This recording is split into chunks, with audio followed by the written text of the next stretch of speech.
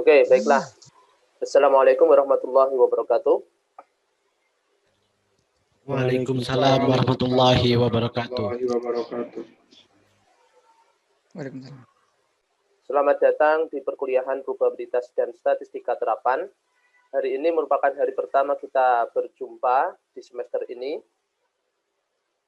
Nanti apabila ada kendala, misalkan suaranya tidak jelas ataupun presentasinya, PowerPoint-nya tidak tampil, harap dikonfirmasi.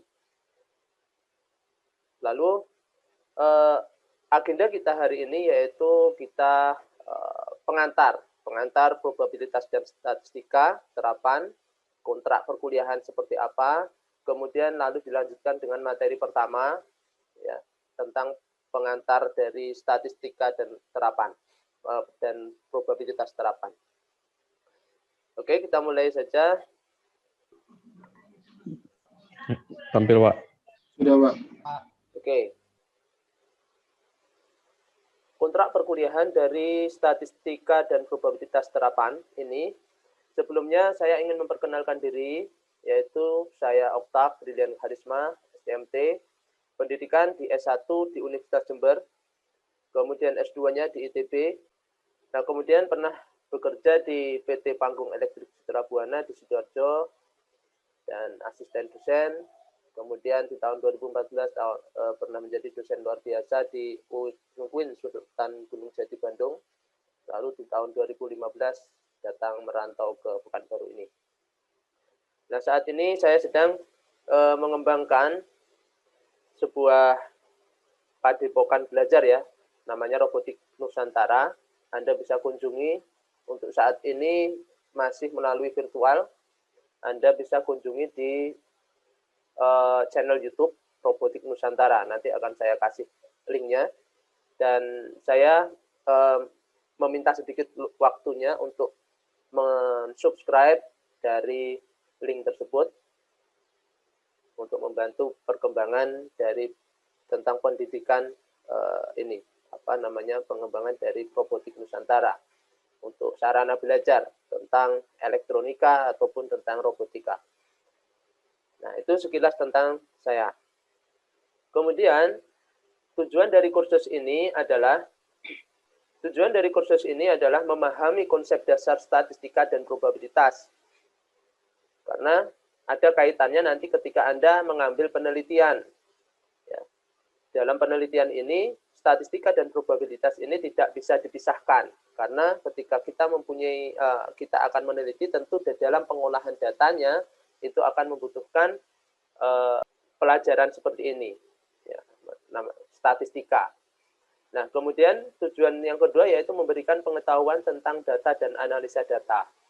Yang ketiga, itu akan memberikan konsep probabilitas dalam statistika. Dan keempat, yaitu mampu melakukan pengumpulan, pengolahan, analisa, penyajian data, serta menyimpulkan. Jadi yang akan kita pelajari lebih banyak ke bagaimana cara mengolah datanya, cara menghitungnya, cara mengolah data yang begitu banyak, diolah, dan nanti bisa dideskripsikan, digambarkan ke dalam suatu kesimpulan deskripsi.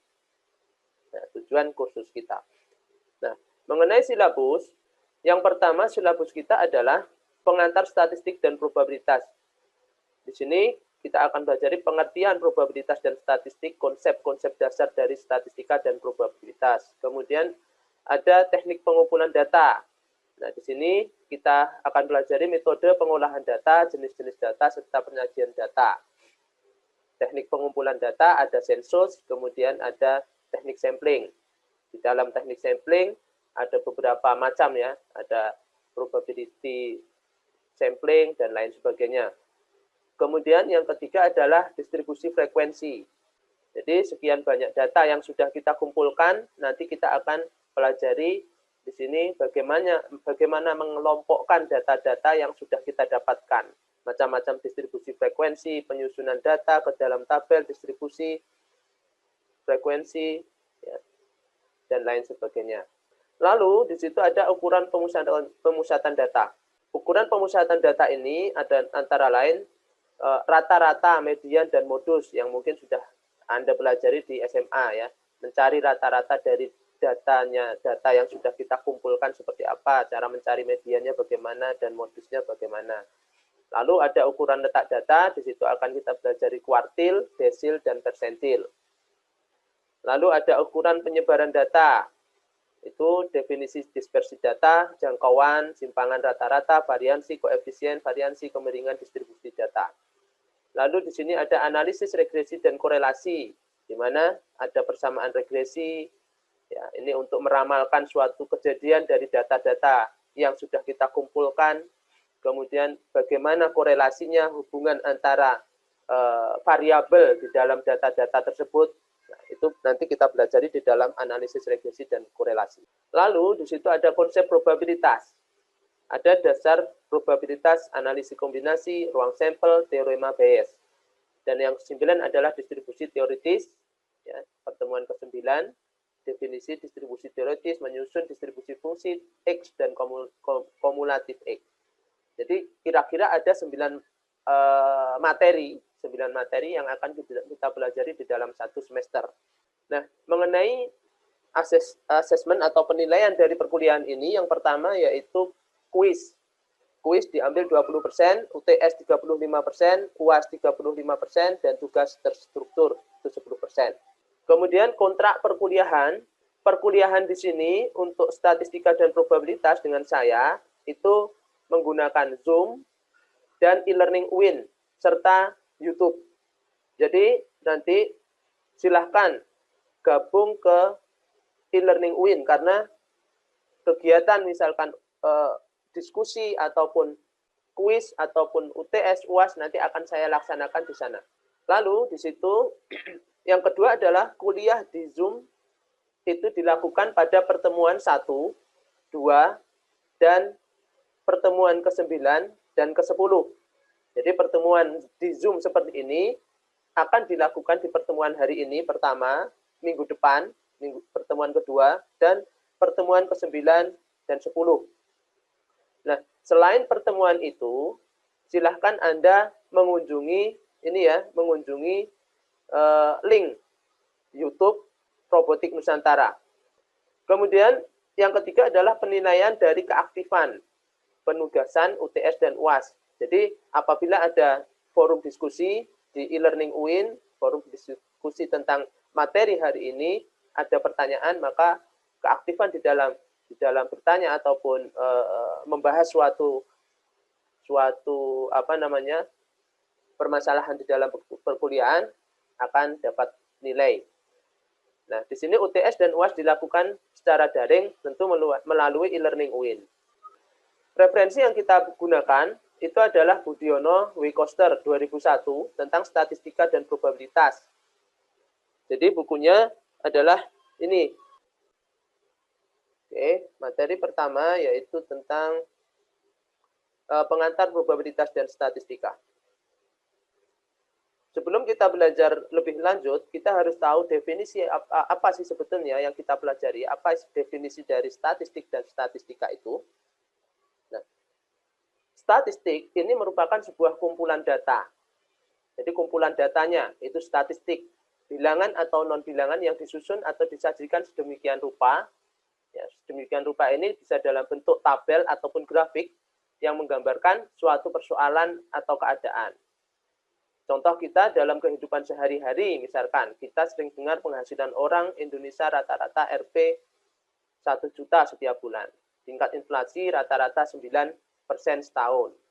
Nah, itu namanya statistik. Lalu kalau statistika, ini apanya? Ini adalah ilmu pengetahuan atau ya ilmu yang berhubungan dengan cara-cara pengumpulan. Jadi ilmunya. Jadi kita ini statistika, belajar ilmunya, bagaimana cara yang berhubungan dengan cara-cara mengumpulkan penyajian, pengolahan, dan analisis data, serta teknik-teknik analisis data. Ya, versus antara statistik dan statistika. Jadi mata kuliahnya itu adalah statistika, ilmunya adalah statistika, tetapi nanti cara-caranya kumpulan data dan sebagainya macam tabel, grafik, dan lain sebagainya itu adalah statistik. Kemudian, sedangkan probabilitas ini sebagian besar konsep dasar statistika itu mengasumsikan teori probabilitas. Kenapa ada probabilitas? Karena kita di kehidupan sehari-hari ini ada kejadian-kejadian yang tidak tentu. Ya, misalkan apakah nanti akan turun hujan, apakah beberapa bulan ke depan itu akan akan terjadi gerhana matahari dan lain sebagainya. Bahkan di dalam ilmu statistika pun dapat dihitung bagaimana tingkat suatu kejadian, apakah misalkan mata uang atau dadu ya, mata uang dilempar ini berapa wajah atau angka yang akan keluar. Nah, itu yang probabilitas. Jadi beberapa istilah statistika antara lain di dalam probabilitas ini populasi, sampel, unit sampel, dan probabilitas. Jadi probabilitas suatu kejadian ini adalah angka yang menunjukkan kemungkinan terjadinya suatu kejadian. Jadi suatu kejadian itu bisa diukur berdasarkan ilmu probabilitas. Jadi bukan mengada-ngada. Sekarang ini bukan zaman perdukunan dulu ya. Bukan zaman perdukunan. Kalau dulu kita ingin mengetahui apakah nanti hujan, karena misalkan saya ingin melaksanakan pernikahan misalkan. Apakah nanti hujan, pasti kita datang ke seorang dukun. Nah, sekarang bukan zamannya seperti itu, tetapi hal-hal semacam itu bisa diprediksi dengan menggunakan ilmu statistik dan probabilitas. Karena prediksi-prediksi yang berdasarkan bisikan-bisikan itu tidak nyata. Nah, nilainya dari suatu kejadian probabilitas ini antara 0 dan 1. Kejadian yang mempunyai nilai probabilitas 1 itu adalah kejadian yang pasti terjadi atau sesuatu yang telah terjadi. Jadi kalau Anda ingin memprediksi suatu masa depan, ya dengan menggunakan ilmu ini, berdasarkan data-data yang diperoleh saat ini. Nah, contoh software statistik yang dapat kita gunakan, yaitu SPSS. Hanya saja di sini dia berbayar, bukan open source. Kemudian ada MS Excel. Mungkin nanti akan ada tugas ya yang saya berikan bagaimana mengolah beberapa data dengan menggunakan Excel. Kemudian ada Libre Calculation, ini yang merupakan aplikasi yang berada di Linux. Kemudian ada PSPP. Bahkan saat ini ada lagi software pemrograman R untuk pengolahan data yang lebih besar lagi. Nah, sejarah statistika ini berakar dari istilah-istilah dalam bahasa Latin modern, statisticum collegium, Dewan Negara, yang artinya Dewan Negara. Dan bahasa Italia, statista, atau negarawan. Gottfried Angewel, tahun 1749, itu menggunakan statistik dalam bahasa Jerman untuk pertama kalinya sebagai nama bagi kegiatan analisis data kenegaraan, dengan mengartikannya sebagai ilmu tentang negara atau state. Jadi ada awal dari statistika ini bisa dilihat urutan-urutan dari statistika ini. Pada awal abad ke-19 sendiri telah terjadi pergeseran arti menjadi ilmu mengenai pengumpulan dan klasifikasi data. Jadi ada pergeseran-pergeseran dari ilmu statistika. Sir John Sinclair memperkenalkan nama statistik dan pengertian ini ke dalam bahasa Inggris. Ini masuk ke dalam abad 19. Jadi pada awalnya ilmu statistika ini hanya mengurus data-data yang digunakan lembaga administratif dan pemerintahan. Dan seiring berkembangnya zaman, ya, ilmu ini dapat digunakan untuk menghitung beragam disiplin ilmu. Pada awal 19 dan pada abad ke-19 dan awal abad ke-20, statistika ini mempunyai banyak menggunakan bidang-bidang dalam matematika, terutama probabilitas. Jadi ilmu probabilitas ini menjadi satu ke statistika hanya diawali di awal abad 20, di abad ke-19, akhir abad 19 dan awal abad ke-20. Nah, cabang statistika yang pada saat ini sangat luas itu digunakan untuk mendukung metode ilmiah. Statistika inferensia, ada statistika, kemudian statistika deskriptif, dan lain sebagainya. Nah, dikembangkan ilmu-ilmu ini, statistika inferensi ini dikembangkan di paruh kedua abad ke-19 dan awal abad ke-20 di antara Ronald Fisher, Carl Pearson, William Seeley Gosset. Ini ilmuwan yang mengembangkan statistika. Fungsi statistik sendiri menurut M. Subana itu adalah statistik ini menggambarkan data dalam bentuk tertentu. Statistik dapat menyederhanakan data yang kompleks menjadi data yang mudah dimengerti. Kemudian statistik merupakan teknik untuk membuat perbandingan. Statistik dapat memperluas pengalaman individu. Statistik dapat mengukur besaran dari suatu gejala. Statistik dapat menentukan hubungan sebab akibat. Jadi ketika Anda mengumpulkan data, banyaknya data, tentu kita tidak akan langsung bisa mendeskripsikannya. Tidak bisa langsung untuk membuat kesimpulan. Misalkan data yang saya kumpulkan, saya ingin meneliti pengguna, berapa sih perbandingan pengguna kartu AS dengan kartu Telkomsel misalkan. Berapa banyaknya. Kita ketika mengumpulkan data, pengumpulan data ini kan ada tekniknya, ada beberapa cara, bisa wawancara, observasi, dan lain sebagainya. Ketika kita sudah mendapatkan data, tentu kita tidak bisa langsung mengolah, tidak bisa langsung mendeskripsikan dari data tersebut, tetapi harus diolah terlebih dahulu dengan menggunakan ilmu statistik atau statistika. Barulah nanti dapat diinterpretasikan dari data-data yang kita kumpulkan. Nanti kita akan bahas satu demi satu. Kemudian kegunaan statistika ini apa? Yang pertama, itu adalah membantu penelitian dalam menggunakan sampel. Sehingga penelitian dapat bekerja efisien dan hasil yang sesuai dengan objek yang ingin diteliti. Jadi, ketika Anda meneliti, nah di dalam ilmu statistika ini ada dua cara di dalam mengumpulkan data.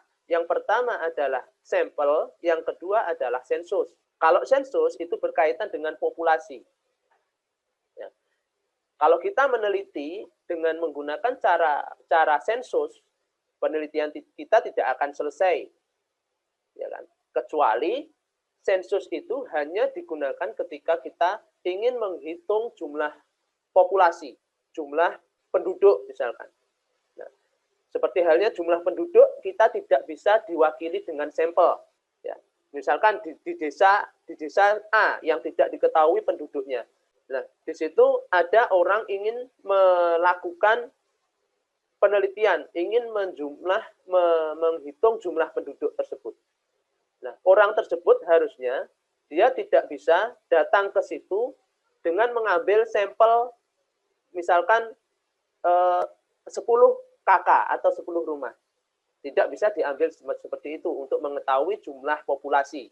Harus menggunakan teknik sensus. Jadi satu persatu didata. Berbeda lagi kalau kita penelitian. Kita harus menggunakan teknik sampling.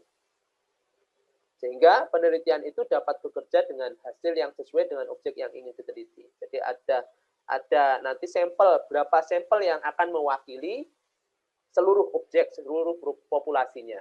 Kemudian kegunaan statistika sendiri di sini adalah membantu penelitian untuk membaca data yang telah terkumpul sehingga peneliti dapat mengambil keputusan yang tepat. Seperti yang saya jelaskan tadi, ketika kita meneliti, kita mengumpulkan data itu tidak bisa langsung dibaca, tidak bisa langsung diinterpretasikan, tetapi harus diolah terlebih dahulu menggunakan statistika, menggunakan ilmu statistik. Lalu membantu peneliti untuk melihat ada tidaknya perbedaan antara kelompok yang satu dengan kelompok yang lainnya atau objek yang diteliti. Kemudian membantu peneliti untuk melihat ada tidaknya hubungan antar variabel yang satu dengan variabel yang lain.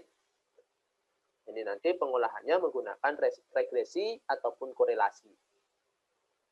Kemudian membantu peneliti dalam menentukan prediksi untuk waktu yang akan datang. Nah, ini kan kegunaan dari statistika bisa memprediksi waktu yang akan datang dari data-data yang kita kumpulkan saat ini. Kemudian yang terakhir, menurut Subana, itu membantu penelitian dalam melakukan interpretasi atas data yang terkumpul. Nah, perlunya belajar statistika ini, yang pertama yaitu menjelaskan hubungan antar variabel, kemudian membuat keputusan lebih baik, lalu mengatasi perubahan-perubahan, membuat rencana dan ramalan. Nah, ini perlunya belajar statistika. Terkadang banyak mahasiswa yang ketika sudah diberi pengumuman, ya, masih saja dia bertanya di mana pengumuman lain sebagainya. Banyak alasan. Saya harap memang jadi mahasiswa itu kita sudah bukan lagi siswa, tetapi mahasiswa itu adalah di atas, maha, di atasnya siswa. Kemandirian itu perlu dikedepankan. Dan belajar pun sumbernya juga sekarang ini banyak sekali sumbernya untuk mencari atau menggali informasi. Tidak seperti halnya zaman dulu. Zaman dulu kan kita harus mencari buku. Bukunya di negara A dan kita di negara B, ya perlu adanya komunikasi dengan melalui surat dan itu dibutuhkan beberapa bulan. Sekarang sudah cepat, segala informasi sudah cepat. Tetapi kalau kita tidak sebagai orang teknik tidak bisa menyaring hal itu, kita akan ditindas oleh teknologi sendiri. Kalau kita tidak istilahnya sikap bijak dalam penggunaan teknologi. Kemudian yang keempat, membuat rencana dan ramalan. Lalu ruang lingkup dari statistika ini yaitu ada ekonomi, bisnis, teknik, mekanika, sipil, budaya, pemerintah, komputer dan informasi, psikologi dan komunikasi, matematika dan pengetahuan alam. Banyak sekali ya ruang lingkupnya yang bisa dipakai menggunakan yang bisa dipakai di dalam. Ini adalah bidang-bidangnya. Kita teknik elektro, tentu kita hampir semua bidang itu membutuhkan statistik. Nah, peran statistik dalam penelitian ini adalah alat untuk menghitung besarnya anggota sampel yang diambil dari suatu populasi. Kemudian alat untuk menguji validitas dan reliabilitas instrumen, teknik-teknik untuk menyajikan data sehingga data lebih komunikatif. Lalu di situ yang keempat, alat untuk analisis data seperti menguji hipotesa penelitian yang diajukan. Lalu penelitian sendiri apa? Apa kaitannya? Penelitian ini adalah cara ilmiah untuk mendapatkan data dengan tujuan dan kegunaan tertentu. Jadi jangan sembarangan ketika Anda mengambil TA, ya, mencari datanya itu tidak boleh sembarangan. Jadi ada caranya, yaitu dengan cara penelitian, cara ilmiah untuk mendapatkan data dengan tujuan dan kegunaan tertentu. Penelitian. Tujuannya yaitu penemuan, kemudian pembuktian atau pengembangan. Bisa menemukan sesuatu hal yang baru, bisa membuktikan dari teorema-teorema yang ada, atau bisa mengembangkan dari suatu teknologi atau produk-produk yang sebelumnya sudah ada. Apa kekurangan-kekurangannya? Tujuan dari penelitian. Lalu di sini ada dasar penelitian itu memiliki ciri-ciri rasional. Ya. Rasional di mana kegiatan penelitian ini dilakukan dengan cara yang masuk akal sehingga terjangkau oleh penalaran manusia. Empiris, cara-cara yang digunakan dalam penelitian ini teramati oleh indera manusia. Sistematis, itu proses yang digunakan dalam penelitian menggunakan langkah-langkah tertentu yang bersifat logis. Semuanya ini harus masuk ke dalam dasar penelitian, ciri-ciri dari penelitian. Ya. Tidak ada yang namanya katanya simbah dukun ini, katanya bisikan ini dan bisikan itu, tidak ada. Jadi secara rasional, empiris, sistematis. Bagian ilmu statistika itu ada statistik deskriptif yang akan kita bahas di dalam semester ini lebih banyaknya, ya. Itu ada statistika deskriptif di mana statistika yang berkenaan dengan metode atau cara mendeskripsikan, menggambarkan, menjabarkan atau menguraikan data. Nah, statistika deskriptif ini akan mengacu pada bagaimana menata atau mengorganisir data, menyajikan dan menganalisis data. Contohnya nanti akan kita pelajari distribusi frekuensi, ukuran nilai sentral, ukuran penyebaran dispersi, regresi, dan korelasi. Itu masuk ke dalam statistik deskriptif.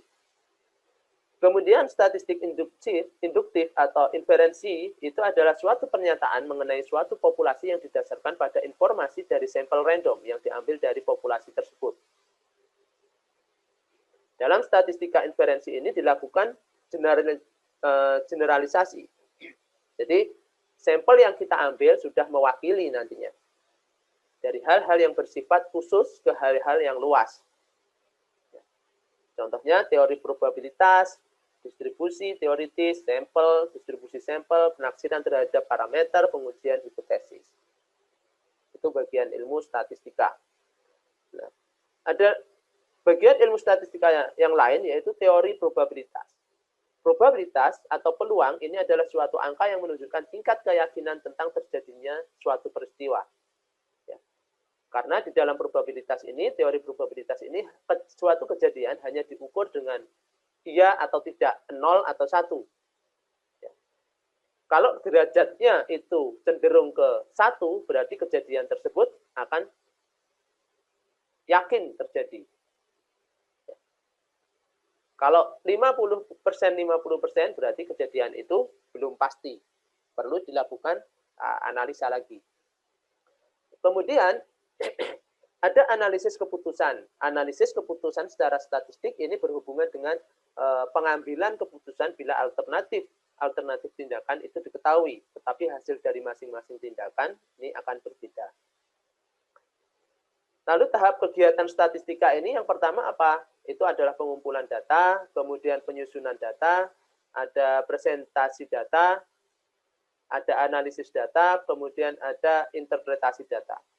Langkah-langkah kegiatan statistik. Jadi interpretasi data atau menyimpulkan suatu data yang sudah kita kumpulkan melalui penelitian itu ada di tahap terakhir, yaitu interpretasi. Ini menggambarkan, mendeskripsikan, menyimpulkan dari data-data yang diperoleh. Nah, sekarang pengumpulan data ini apa? Ada dua metode di dalam mengumpulkan data. Yang pertama adalah sensus, yaitu mengumpulkan seluruh data populasinya. Yang kedua adalah sampel, mengumpulkan sebagian data saja. Lalu langkah yang kedua apa? Dari pengumpulan data tadi, kita susun data-data tersebut.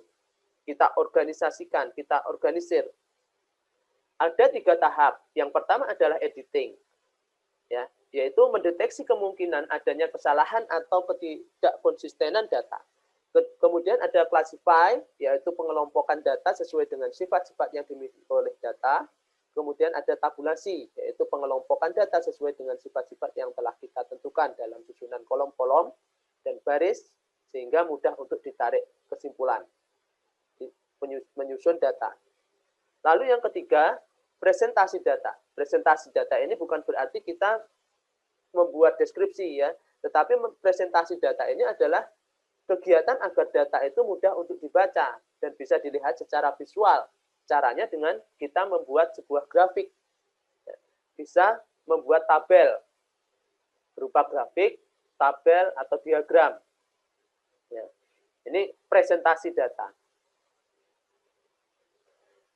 Lalu langkah keempat adalah menganalisa. Analisis data ini kegiatan untuk mengetahui karakteristik data. Jadi menganalisis karakteristik data yang sudah kita gambarkan tadi, kita presentasikan tadi, kita analisis dengan menggunakan metode statistik yang kita pelajari.